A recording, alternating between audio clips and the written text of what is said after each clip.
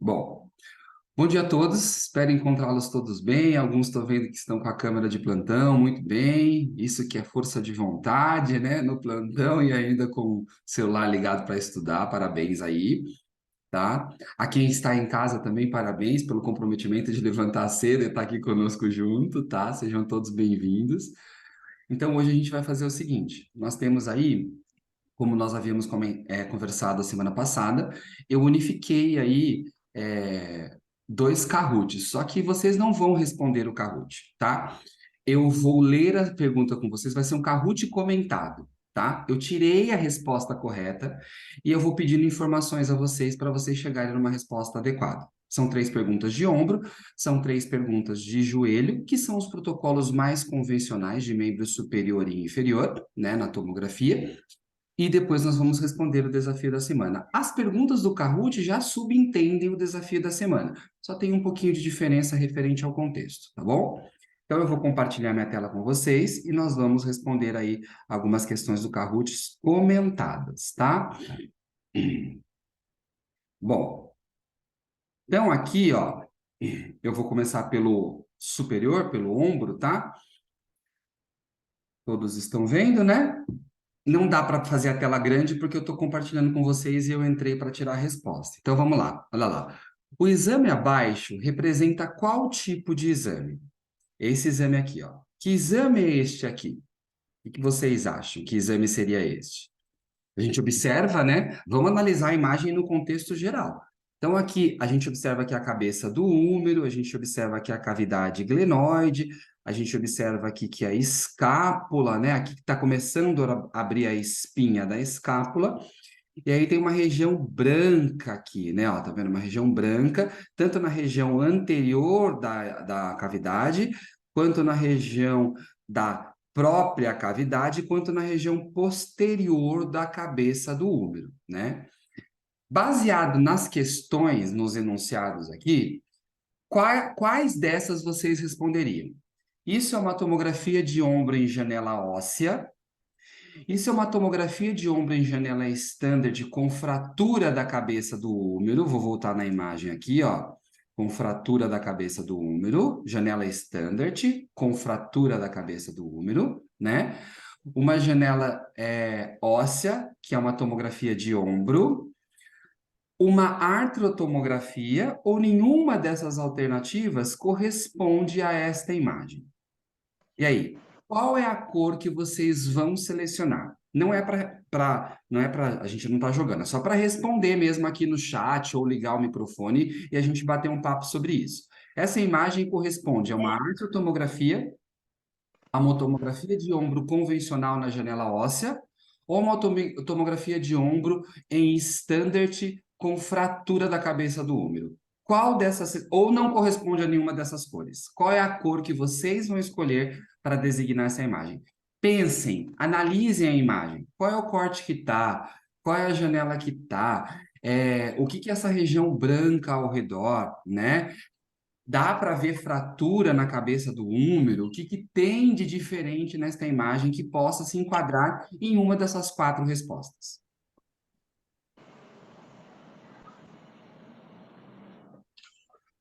Podem falar, fiquem à vontade.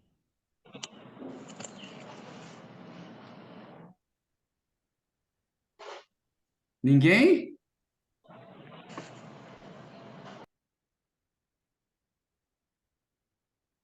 E aí? Rodrigo, abre as alternativas, por favor, pra Claro. gente ver. Aqui, ó. Artrotomografia, tomografia de ombro em janela óssea, tomografia de ombro em janela standard com fratura de cabeça de úmero, ou nenhuma das três estão corretas? Com vocês. Estou aguardando a resposta, gente. Vamos ver quem respondeu. André foi no azul. Carlos André, né? Uma tomografia de ombro em janela óssea. Boa, Carlos. Mais alguém tem alguma opinião diferente do Carlos? A opinião é a mesma. Vamos ver quem mais. Lucas foi de vermelho, uma artrotomografia. Quem mais? Também acho que é uma vermelha, a vermelha. A vermelha, uma Eu também tô na artrotomografia. vermelha, acredito. Também está na vermelha. Mais alguém? Ninguém? Fernanda foi na azul. Muito bem. Quem mais? Mais ninguém? Pessoal, vamos lá então. Tem alguém riscando a minha tela aqui, normal, fiquem tranquilos, tá? Dá para ver. Deixa eu ver quem mais respondeu. Verônica também azul. Vamos lá. Essa é uma tomografia de ombro na janela óssea no corte axial. Porém, essa região que é hiperdensa, que tem uma hiperdensidade específica em regiões específicas aí da articulação do ombro, é contraste. O exame de regiões articulares, onde a infusão do contraste é na região articular, diretamente pela via de administração que a gente chama de intracavitária, direto na cavidade em questão, normalmente na cavidade articular aqui, ela muda completamente o panorama do exame. Essa é uma imagem que eu mandei no desafio do ombro, que está um pouquinho diferente a questão lá, mas a gente vai responder. Por quê? Porque quando a gente faz uma tomografia da região articular, seja ela no quadril, seja ela no joelho, seja ela no tornozelo, nós temos uma região que se articula, né? Osso com osso. E aí a gente tem uma cartilagem, um espaço articular e uma cavidade articular. E quando a gente injeta contraste de 10 a 12 ml direto nessa cavidade articular, você não está fazendo uma tomografia convencional. Você está fazendo uma tomografia chamado de um protocolo específico de artrotomografia. É estudo da articulação através da infusão intracavitária do meio de contraste, que é exatamente o que está acontecendo aqui. Então, a alternativa que está correta, né, a cor que está correta, fala a favor de uma artrotomografia de ombro, tá? Professor, mas a azul é uma tomografia de ombro em janela óssea? Não deixa de ser, mas uma tomografia de ombro em janela óssea não se faz contraste. Por esse motivo, essa azul cai por água, né? Então, toda vez que você infusionar contraste de forma intracavitária, não importa qual a região articular que fará, será uma artrotomografia de ombro, uma artrotomografia de quadril, uma artrotomografia de joelho, tá? Então, a cor correta é a cor vermelha. Muito bem, excelente. Conseguiram entender? Tudo bem? Alguma dúvida? Tranquilo? Vamos lá. Claro que eu sempre envolvo anatomia em tudo que eu falo, né? Que eu particularmente gosto muito da anatomia, então vamos lá. A tomografia de cotovelo apresentada na imagem aponta uma região importante dessa articulação, inclusive uma região que tem grandes índices aí de fratura conforme o mecanismo de queda desse paciente, né? A região que eu estou apontando na seta é essa região aqui, ó, vermelha. Tá vendo essa região vermelha aqui? E aí eu quero saber de vocês, né? Baseado nesse corte coronal na janela de osso, bone, que região é esta daqui? É a tróclea humeral? É o capítulo do úmero? É o epicôndilo lateral ou é o epicôndilo medial? Olhem bem. Vamos lá. Lucas Azul, epicôndilo lateral. Quem vai com Lucas?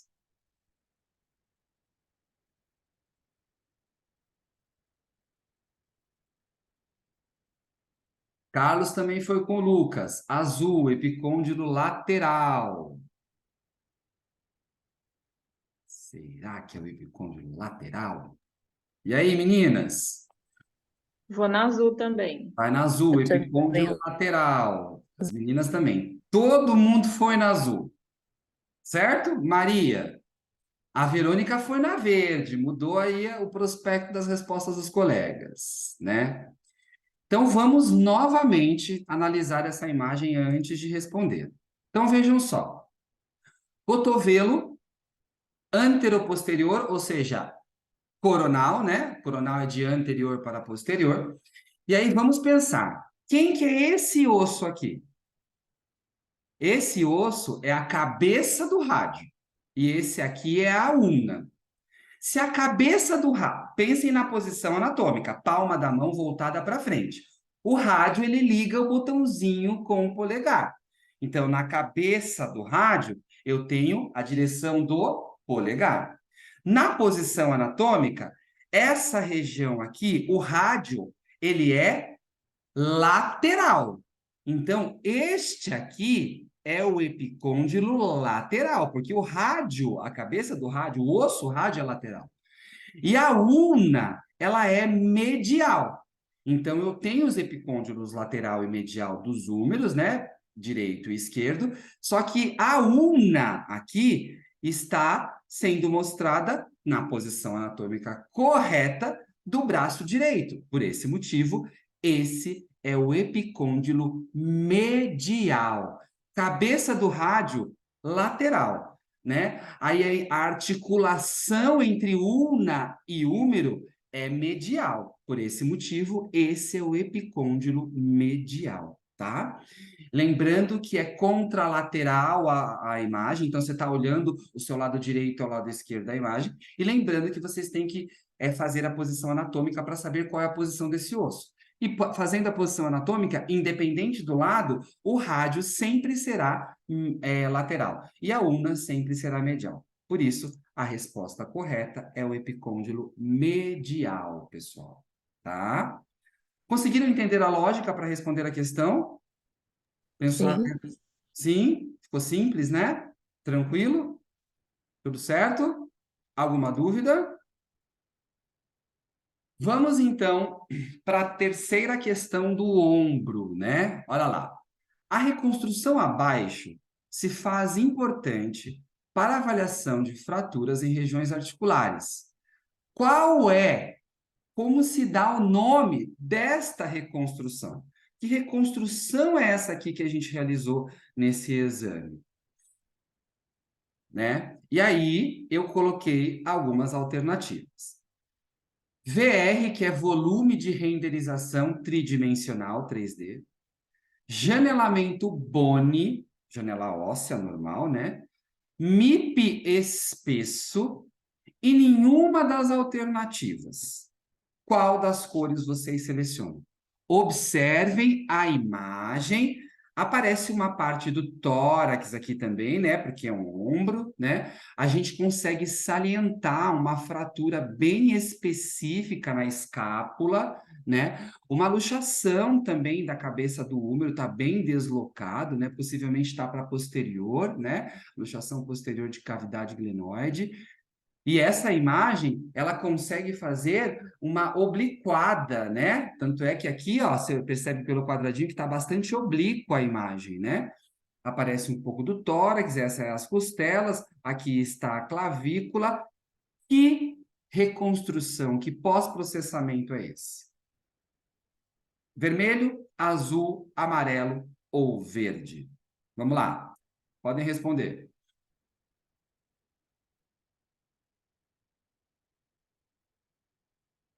Talvez esse seja um pós-processamento bem básico. Talvez esse seja um pós-processamento que vocês nem conhecem ainda. Vamos lá. Maria Lúcia Acho foi... que eu iria de verde. Quem falou? A Simone falou verde? Íris. Íris, perfeito. Íris foi de verde. Maria Lúcia foi de vermelho, 3D Eu VR. vou no azul. Uma colega falou que é azul. O Lucas respondeu vermelho, 3D VR. Vamos lá. Quem mais está faltando? Carlos André, e aí?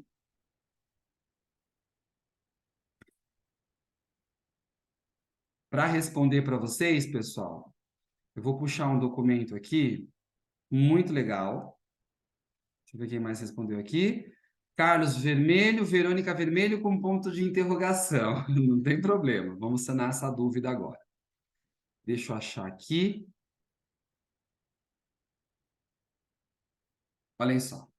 Eu vou utilizar o crânio para falar sobre essa reconstrução. Então, essa reconstrução aqui, ó, é um 3D VR, que representa, na realidade, a cor vermelha. Olhem para esta imagem e olhem para a imagem do 3D VR. Não tem nada a ver.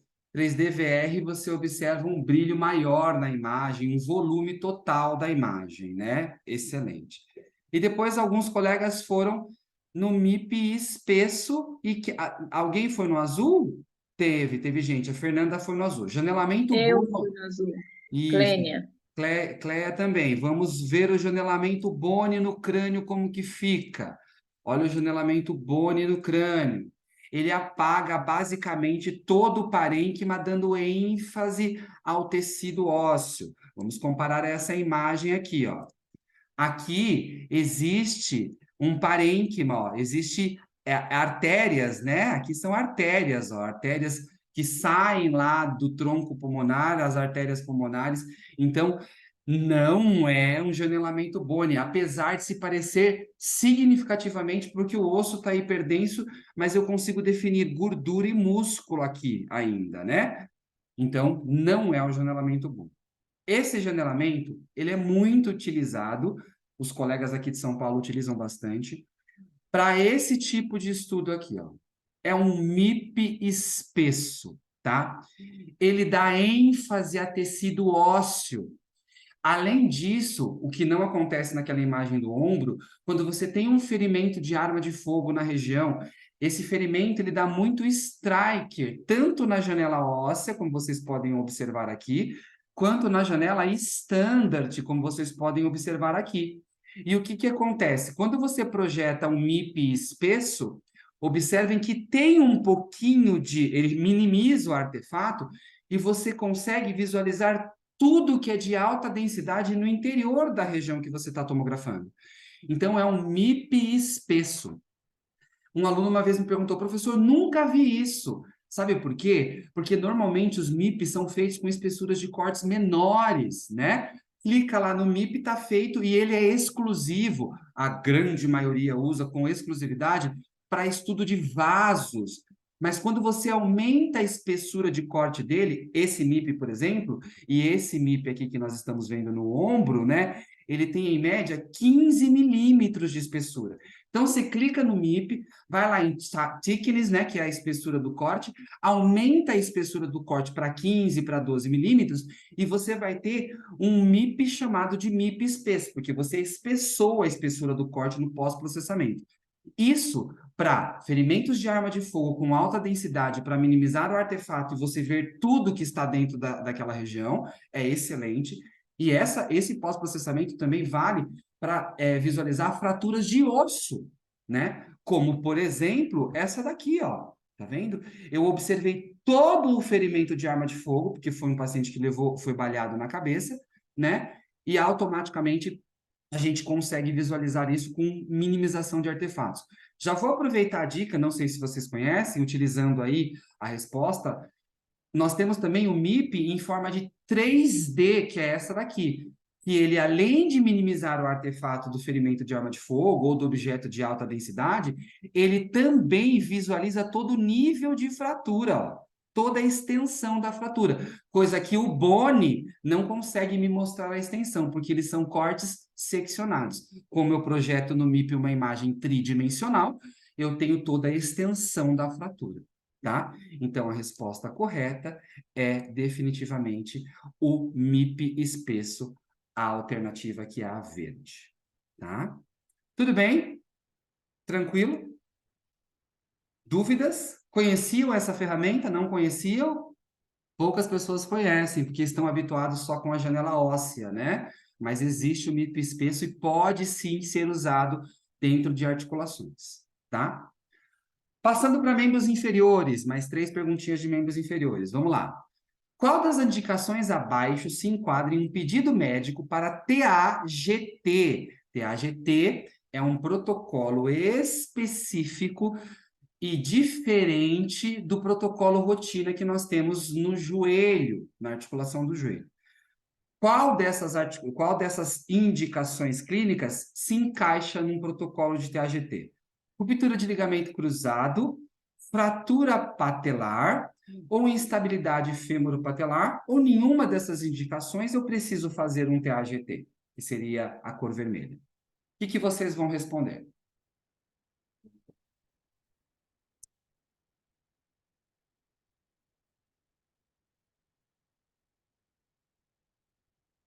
E aí? Primeiro, o que é TAGT? Tem que pensar, né? Maria Lúcia foi na azul. Perfeito, Maria Lúcia. Quem mais? Ruptura de ligamento cruzado. Vamos lá. Vamos ver quem mais. Estou em dúvida entre a verde e a azul. Chuta uma aí, Fê. Chuta uma aí. O Rodrigo não pode falar o que que é o TAGT, não? Por enquanto, não, Iris. Por enquanto, não. A Fernanda foi na verde. Vamos lá, quem mais?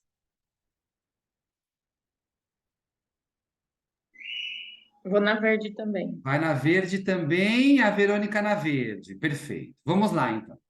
Pessoal, agora, deixa eu ver quem mais. Carlos André também foi na verde. Vamos lá. Unanimidade quase a verde, algumas na azul.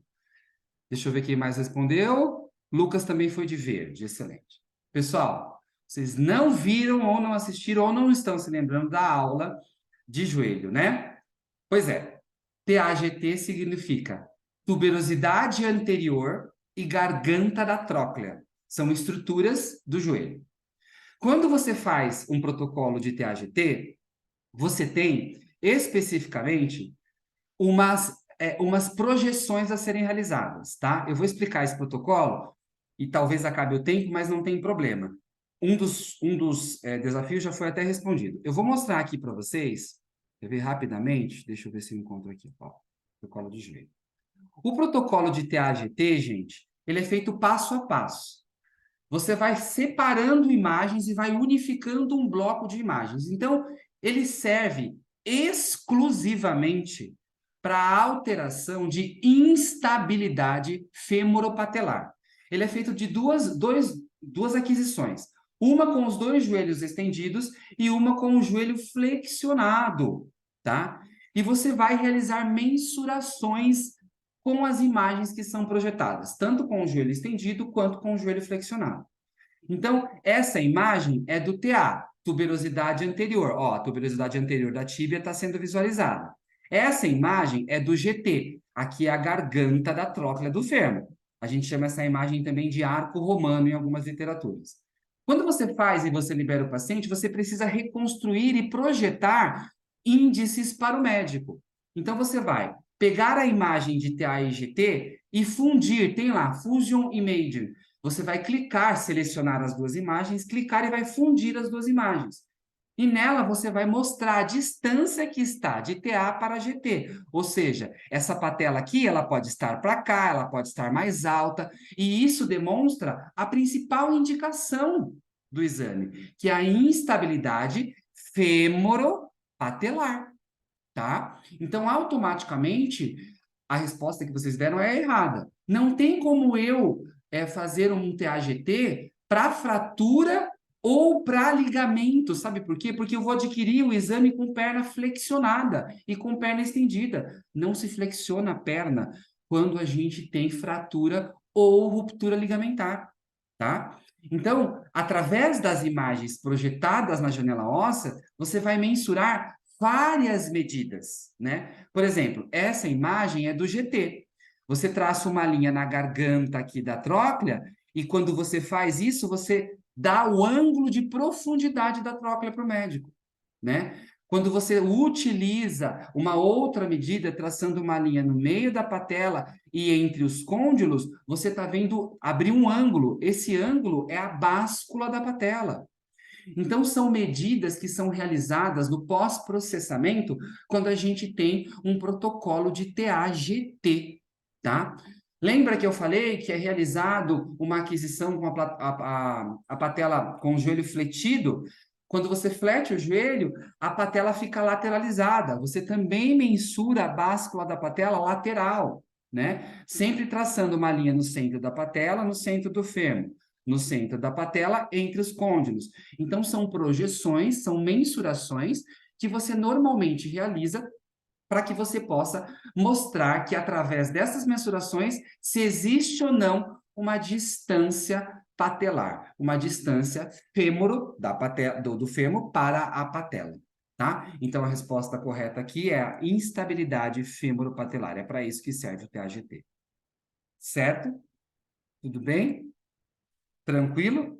Continuando ainda no TAGT, eu já dei praticamente a resposta, tá? Mas eu vou ler a questão. A imagem abaixo representa uma mensuração do protocolo de TAGT, que é conhecida como... Aqui, ó, nós temos uma imagem no plano sagital, né? Central, e tem uma medida aqui, ó. Patela, fêmur e tíbia. Eu peguei no espaço fêmuro-patelar, eu tracei uma linha e desci até encostar na tíbia. Isso aqui mostra o quê? Tá? Isso aqui mostra uma outra medida do TAGT. Essa medida é a báscula da patela? É o índice de congruência patelar? É o índice Catton-Deschamps ou é o tilt patelar? Como eu observei que vocês não conhecem, eu já vou responder.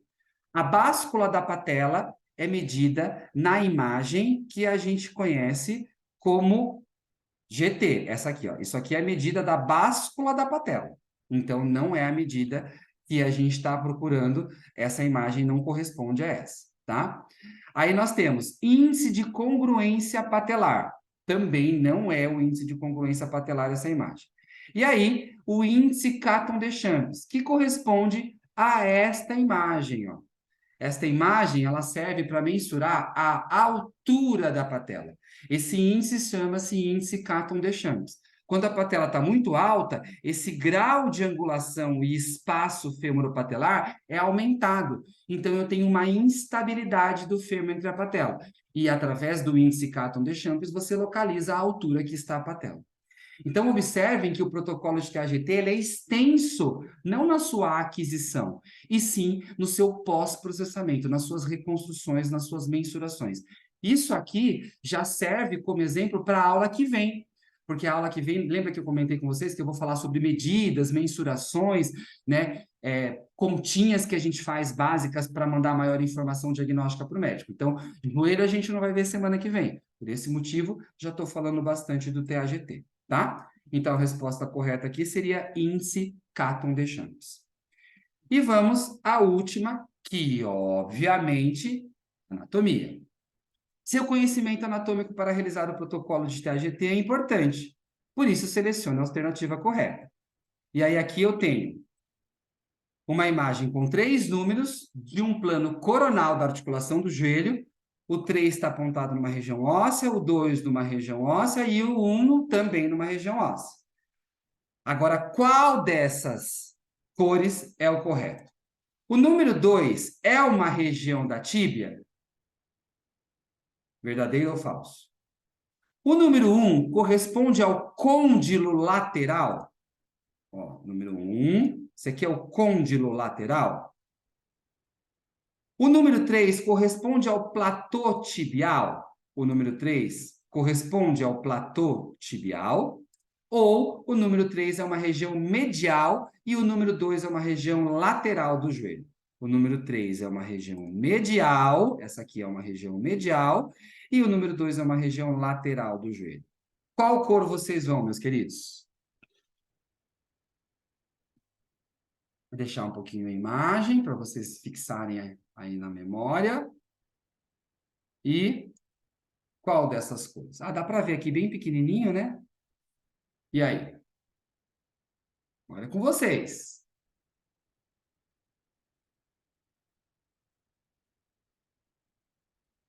Vamos lá. Lucas foi de vermelho. Muito bem, Lucas. Quem mais? Também vou de vermelho. Clay de vermelho. Quem mais?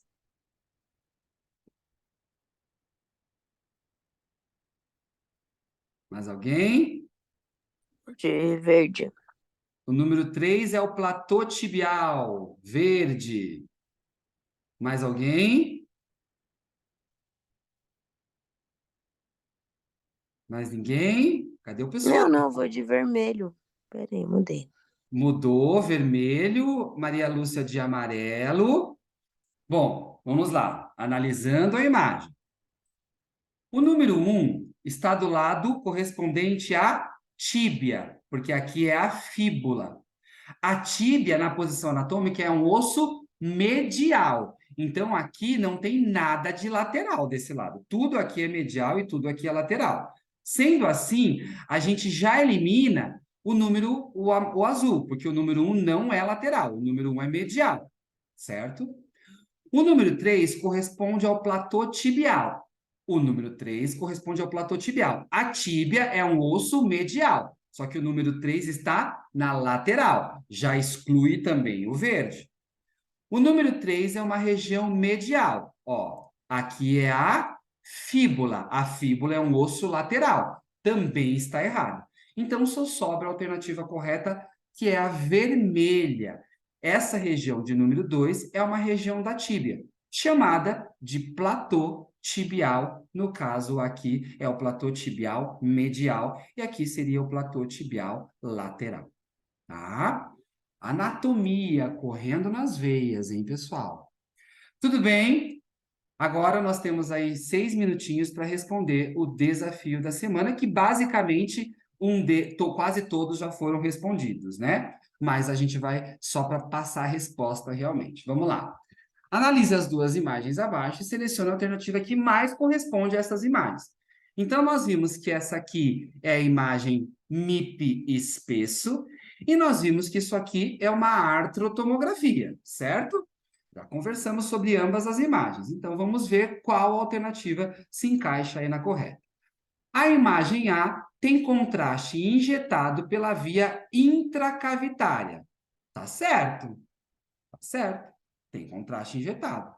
A imagem A foi realizada com uma espessura de corte de 5 milímetros. Está errado. E quando você faz uma artrotomografia, você utiliza de 2 a 3 milímetros de espessura. Protocolo, tá? A imagem B apresenta uma reconstrução 3D exclusiva do ombro. Não é um 3D, apesar de muita gente pensar que sim, é um MIP espesso. Então, está errada também a alternativa aí, que é a C. A imagem B é uma janela óssea, bone, com tecido, né? Com ênfase aí ao osso. Como nós já vimos, não é. É um MIP espesso. Também está errado. A imagem A representa uma lesão hiperdensa na cavidade articular. Aqui não é uma lesão. É o contraste que extravasou na cavidade articular, porque foi feita uma artrotomografia do ombro. Por esse motivo, a resposta do desafio dessa semana é a alternativa A. Sim, está sendo injetado contraste pela via intracavitária, direto na cavidade em questão em estudo, tá? Como eu mandei 2, nós vamos aí para o segundo desafio, que também basicamente já está respondido, mas para fixação mesmo de vocês, né? Para a aplicação de um protocolo de TAGT, devemos realizar medidas e fusão de imagens tomográficas para fornecer informações diagnósticas ao médico radiologista. Baseado em seu conhecimento sobre este protocolo, a imagem abaixo representa qual dos passos que devemos realizar para que o diagnóstico seja preciso. Então, eu mostrei alguns passos para vocês, mostrei a separação da imagem TA, da imagem GT, a fusão das duas imagens, a mensuração do índice Caton-Deschamps, a mensuração da altura patelar, a mensuração da báscula, e aí essa imagem aqui representa qual destas mensurações, né? A profundidade da tróclea, a medida da báscula patelar, o índice Caton-Deschamps, a fusão das imagens TA e GT, ou a medida do arco romano com a fossa intercondilar. Essa imagem representa a báscula da patela, pessoal, tá? Aqui a gente consegue visualizar, como eu já havia dito, a lateralidade da patela ou não, para verificar se existe aí uma instabilidade entre o fêmur e a patela. Então, a alternativa do desafio da semana do joelho é a resposta de letra B, meus queridos. Tá? A resposta de letra B. Tudo bem? Acho que eu peguei vocês de surpresa, né? que eu peguei vocês de surpresa, que eu percebi que vocês não conhecem o protocolo de TAGT com tanto vigor, né? Não é um protocolo comum, tá? Eu não me apego muito ao protocolo de joelho, que é um protocolo rotina super tranquilo de se realizar. O protocolo de TAGT, quem souber fazer, é igual a angiotomografia de coronárias. Tem serviços aqui em São Paulo que, quando o colega vai ser contratado, ele pergunta, o entrevistador, o supervisor do serviço, fala assim: você realiza aí angiotomografia das coronárias?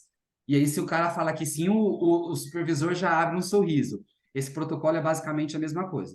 Você consegue fazer um protocolo de TAGT? Se o entrevistador tiver a resposta de sim, ele já abre um sorriso. Então, são protocolos que são um pouco mais complexos do que o habitual, né?